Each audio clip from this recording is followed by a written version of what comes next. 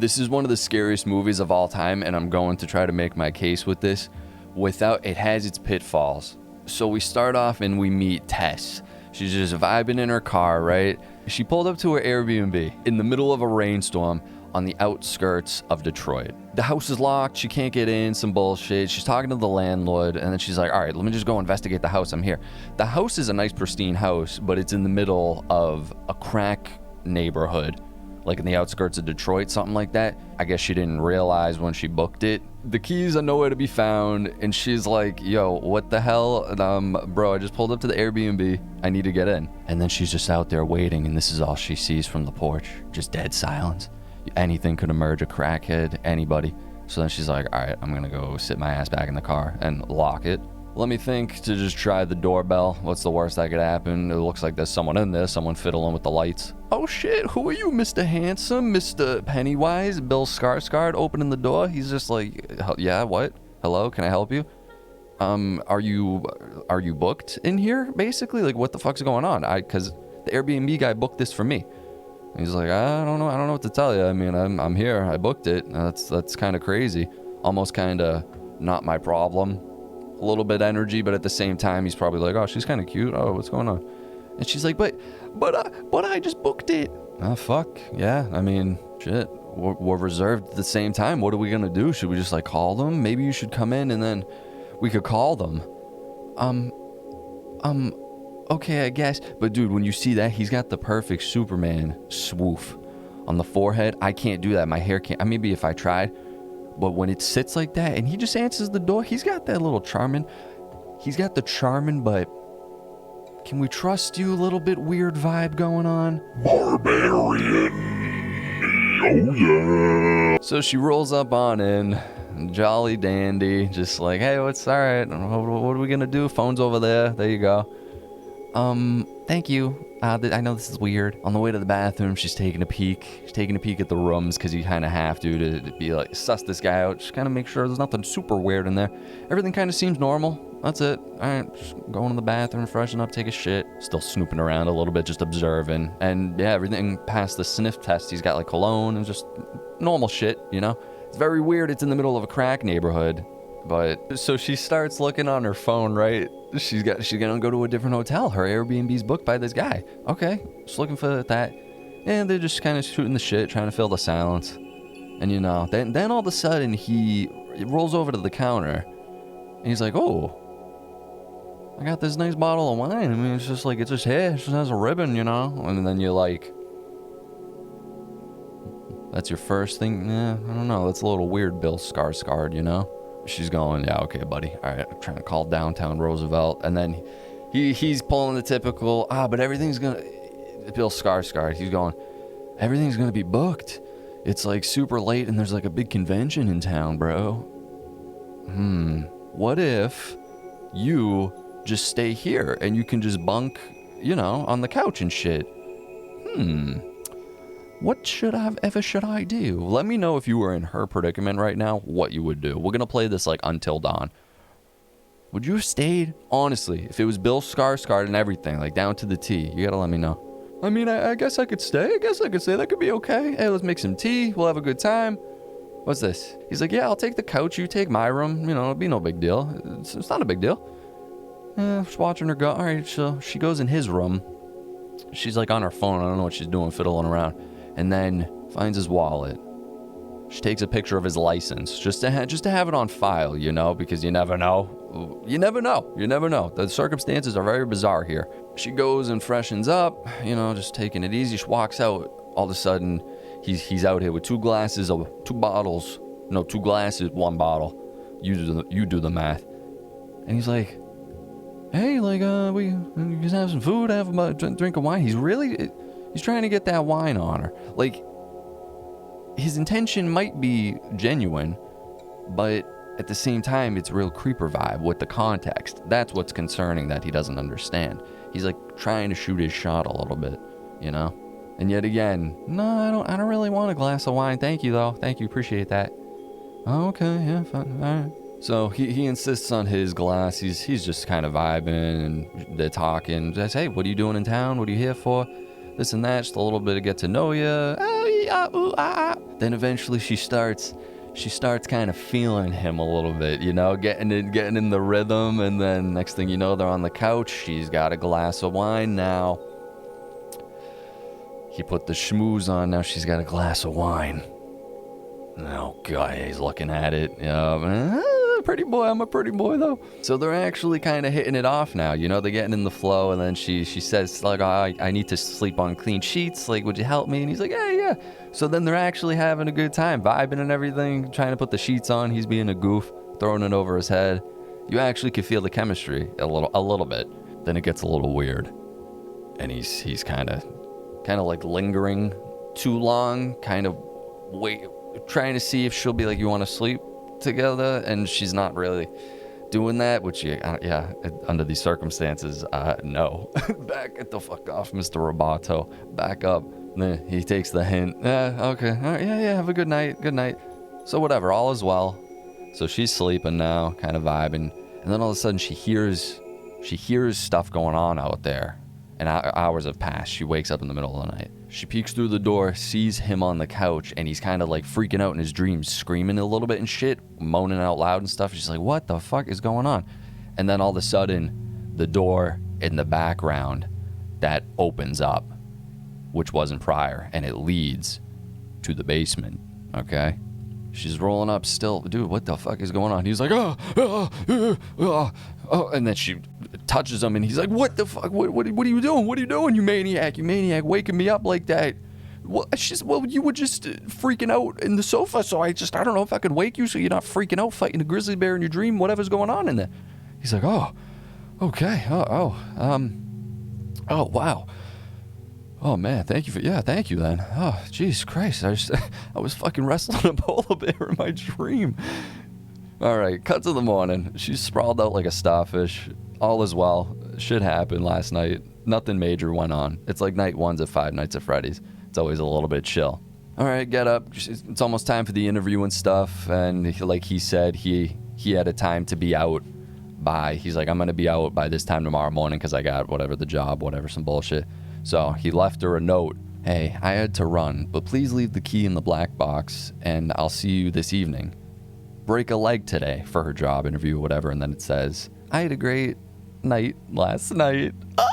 She's got the butterflies. Bill scarred. She's like, okay. All right, yeah, we'll have a good evening. Another glass of wine. All right, just going to throw the keys in the black box. Blah, blah, blah. Taking a good look at this neighborhood now that it's daytime and it's in a literal PUBG zone of the map. Like the gas zone. Everything is just crackhead central. So hence why they probably got a good deal on the Airbnb, especially with this supposed convention going on in town. So she's just continuing to drive through the neighborhood and just in awe. So she makes it to the city. She's a big girl in her lonely world. And then she was looking at his license plate again. Or not his license plate, his license. And then, talking about the job interview, a bunch of bullshit. Yeah, so then after the interview wraps up, she's talking to the lady. She goes, oh, so where are you staying? You like flew in from wherever? And she's going, oh, it's my Airbnb's in Plainville or wherever the hell it's at. And then the lady goes, in Plainville?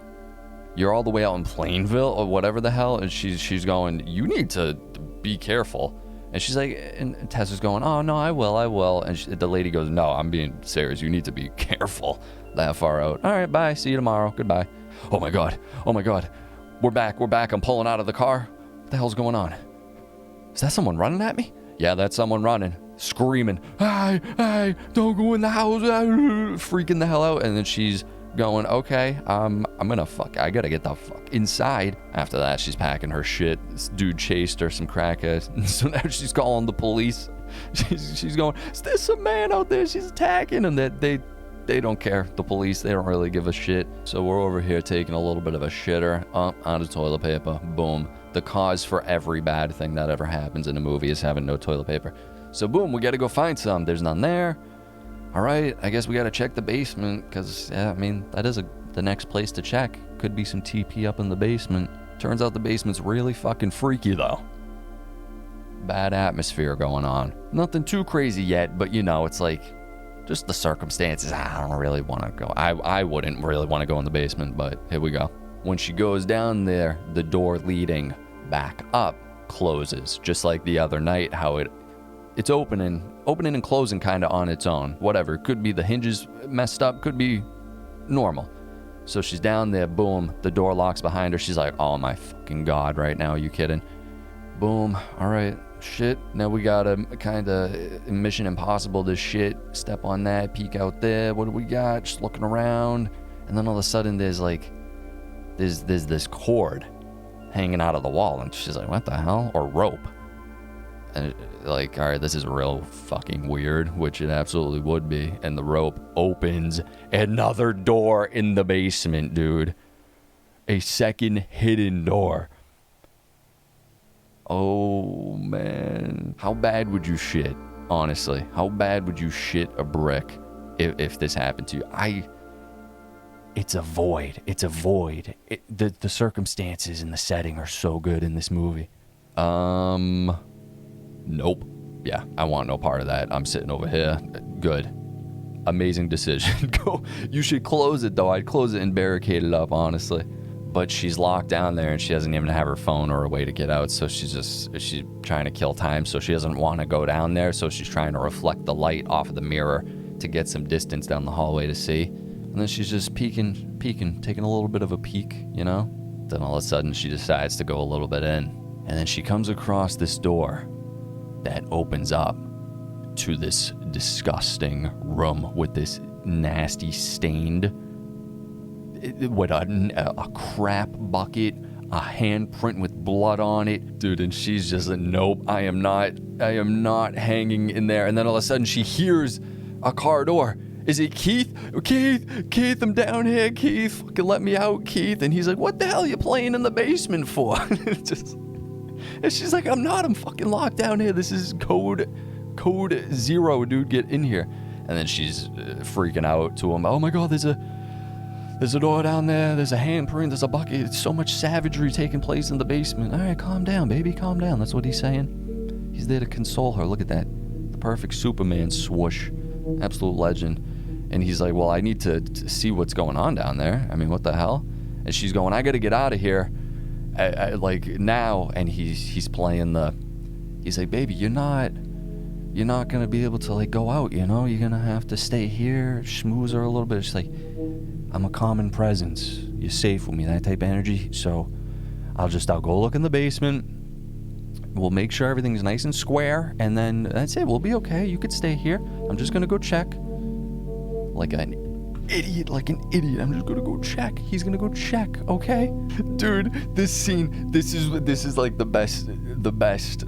This whole fucking thing leading up, like, this is what I'm talking about horror-wise. Like, you gotta watch the movie for yourself. Definitely watch it, because, like, dealing with copyright and everything, I'm not, you know. So she's sitting at the top of the stairs. Do you see it? You see what I was talking about? And in the distance, yeah, no, I see it. Yeah. And she's going, okay, you can come back up now. Like, what are you doing? What are you doing down there? Yeah, he's not really answering, and then I don't know what the hell's going on. I don't know, but all of a sudden, I'm getting a little bit nervous over here, Keith. Please. Then all of a sudden, the door was gonna close again, and she ran back up, grabbed it just in the time. Saved it. Okay. Keys right there. Keys right on the table. Yep. I'm gonna go grab a chair. We're gonna barricade it, and then I'm going after Keith. She's going after her baby girl.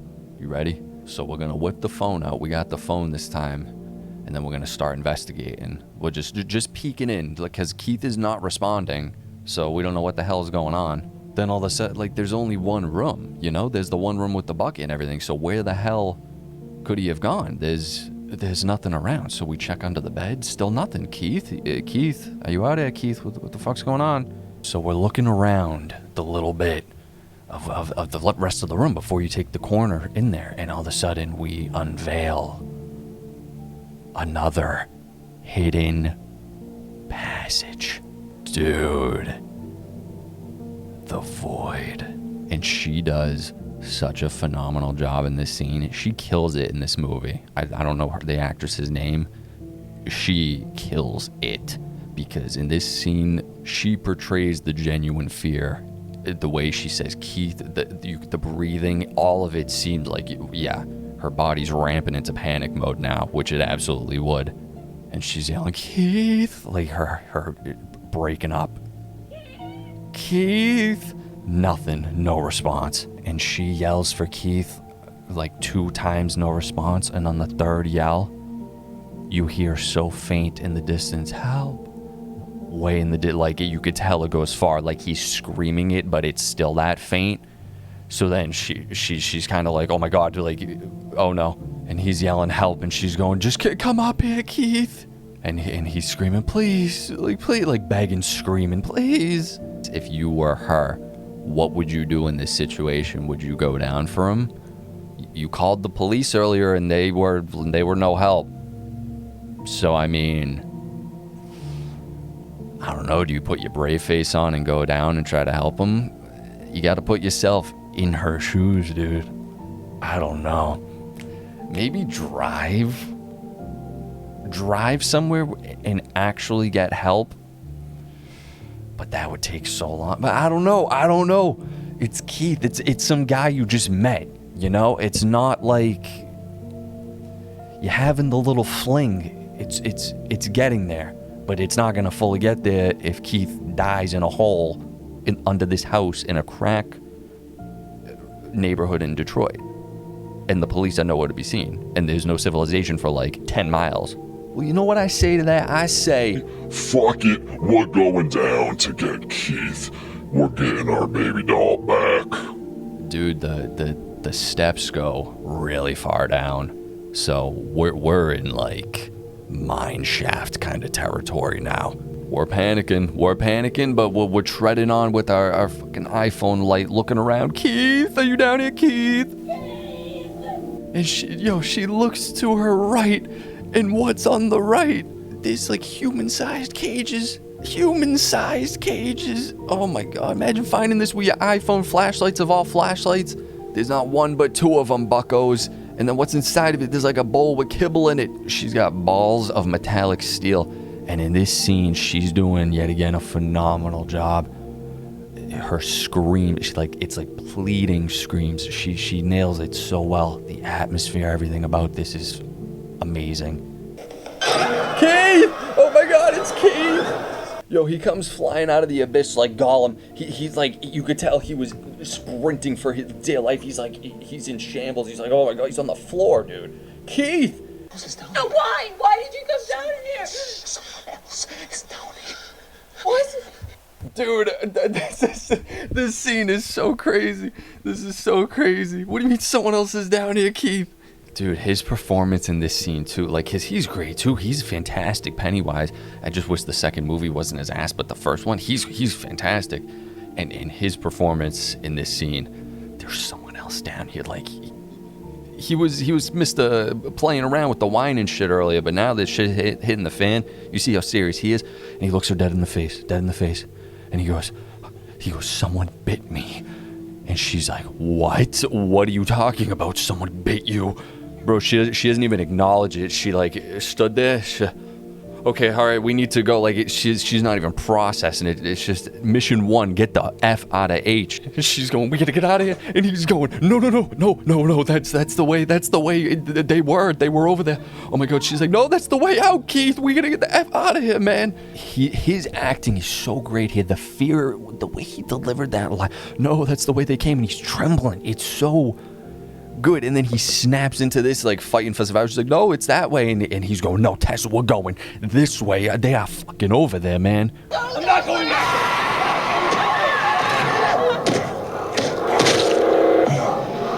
I forgot. I gotta blur all that. Dude, its yitties are hanging out. This movie is that Demonator thing just emerged from the shadows with its yitties hanging out.